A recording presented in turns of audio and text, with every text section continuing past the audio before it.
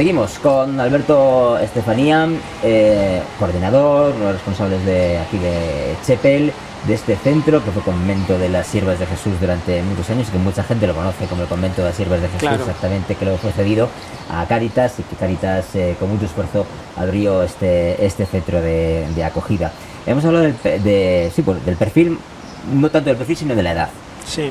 Otro de los datos es el porcentaje de hombres y mujeres, que era 70-30 aproximadamente, 70 hombres, 30 mujeres, que aún así el pasado día citabais como que era un alto porcentaje de mujeres para lo que suele ser. Sí. Habitualmente suele ser mucho más hombres. Sí, o sea, suele ser eso, más hombres, como el 80-85% suele ser hombres, y aquí, pues, por nada especial, pero no hay un motivo que por lo menos que conozcamos. Sí es verdad que en este tipo de servicios especializados sí que hacemos una discriminación positiva hacia la mujer, ¿no? Pues porque, bueno, pues porque cuando está en la calle, pues es más débil, porque puede subir una agresión sexual. De hecho, bueno, algunas mujeres que llegan aquí, pues llegan con bastantes vivencias de malos tratos y violencia de género, etcétera, ¿no? Entonces, bueno, pues intentamos ahí dar prioridad a la mujer, pero sí mujeres que vienen con episodios de muchas mujeres. Género, sí. Bueno, todas las personas que llegan aquí vienen con episodios casi de muchos tipos y de muchas dificultades, y la violencia de género es uno de ellos que está muy presente en todo el sinogarismo. Sí. Llama la atención que sea así. Antes has comentado, podríamos hablar de las características comunes que hace que vengan o que sean acogidas. ¿Cuáles son esas características comunes? Mira, cuando hablamos de una persona sin hogar, el concepto hogar, yo creo, hace referencia a ese fuego que había antiguamente en las casas, ¿no? Y alrededor del cual se juntaba la gente, ¿no? Y se calentaba, ¿no? Y había ese calor del fuego, pero también ese calor humano. Entonces, cuando hablamos de una persona sin hogar, sobre todo nos estamos refiriendo a que le falta eso, que le falta ese calor humano, y esa es la primera característica. La primera característica es que no tiene relaciones sociales, o que tiene muy pocas, o que están muy deterioradas. A veces incluso pues la gente tiene una dificultad para relacionarse, porque ha estado mucho tiempo sin esas relaciones, ¿no? O sea, vamos a decir que es una persona sola, que está sola. Esa es la primera. La segunda es que la gente suele tener o ningún ingreso, o muy pocos ingresos, o dificultades para gestionarlos. A Chepel el 70% de las personas que nos han llegado venían sin ningún ingreso. Bueno, o con pequeños ingresos de hago una chapucita aquí a alguien y me dan un dinerito, o pido en la puerta de la iglesia y consigo unas limosnas, pero nada regular, ni ninguna ayuda social, etc. El 70%, ¿no? Y esa es la segunda característica. Y la tercera es que no tienen una vivienda digna. Entonces, ahí tenemos personas que pueden vivir en la calle, que pueden vivir en una chabola, que pueden vivir en una pensión, etc. Entonces, la gente de esos son las personas sin hogar. Y dentro de ese colectivo, las personas que pernoctan en la calle porque no tienen ni tan siquiera un techo, es las que llamamos sin techo. Entonces el número de personas sin hogar es siempre mucho mayor que el número de personas sin techo, porque hay muchas personas sin hogar que no residen en la calle, ¿no? Y que pueden residir pues en un ático, en una lonja, en un garaje dentro de un coche, etcétera, pero no son sin techo. Entonces ahí hacemos un poco esa distinción. Y en Euskadi, bueno, se suele hacer un censo, un recuento nocturno, se hace en las 3 capitales y en Barakaldo. Y en ese censo, en el último salió que había como unas 300 personas sin techo. En las 3 capitales vascas. En las 3 capitales. Y en Barakaldo. Y ese censo no se ha hecho aquí. Claro, entonces ese censo no se ha hecho en Durango, no se ha hecho en ningún otro municipio, y cuando se hace ese censo, bueno, se hace con gente voluntaria y no se accede a ciertos sitios. Entonces calculamos que las personas que duermen en la calle en la comunidad autónoma serían unas 500, aunque esa noche se contó a 300, pero bueno, pues aquí las que viven en Durango no se han contado, y otras que viven en Bilbao y que viven en unas ruinas o tal, pues igual tampoco se han contado. Entonces calculamos que hay unas 500. Y esa misma noche unas 1500 dormían en servicios especializados, la gran mayoría en Bilbao, ¿no? En servicios especializados para atender a estas personas. O sea que tenemos unas, podemos decir, entre 2000 y 3000 personas sin hogar y unas 500 que viven en la calle. ¿Estáis pensando hacer ese censo? ¿Os gustaría hacer ese censo en Durango? Sí, ¿O podéis extraer ciertos datos paralelos de otras capitales? Bueno, para tener una aproximación con los datos un poco tenéis. que recogemos en Cáritas ya nos podemos hacer una idea aproximada, ¿no?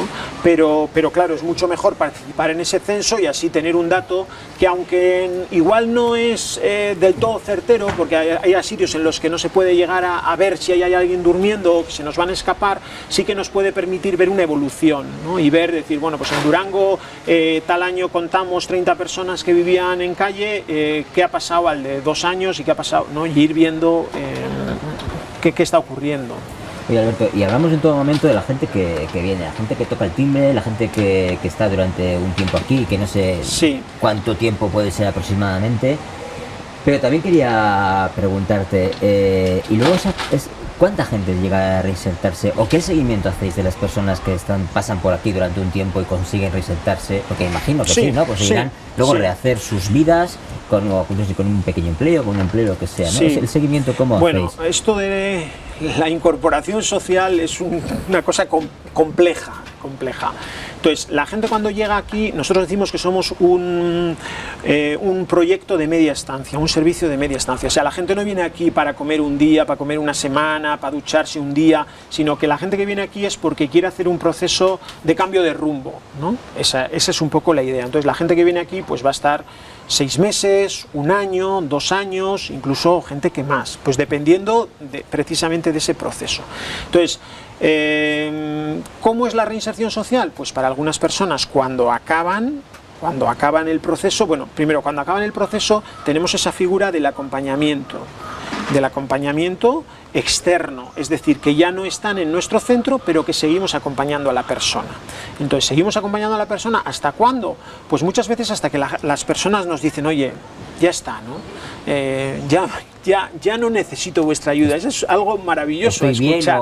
Estoy bien y no necesito. Aunque bueno, luego pues hay una vinculación, porque cuando llevas tantos años trabajando con una persona y cuando lo hacemos como lo hacemos aquí, que somos un poco familia, bueno, pues solo llevamos 2 años, no podemos hablar de muchos casos, ¿no?, que se hayan reinsertado, pero yo creo que esa relación siempre va a quedar y siempre va a haber una puerta abierta para esas personas. Ahora, luego, ¿cómo es esa reincorporación social? Bueno, pues podemos encontrar el caso, como tú comentabas, de una persona que se ha quedado en el Brocal del Pozo, sale y rehace su familia, rehace su trabajo y rehace su vivienda y vive como una persona normal a todos los niveles.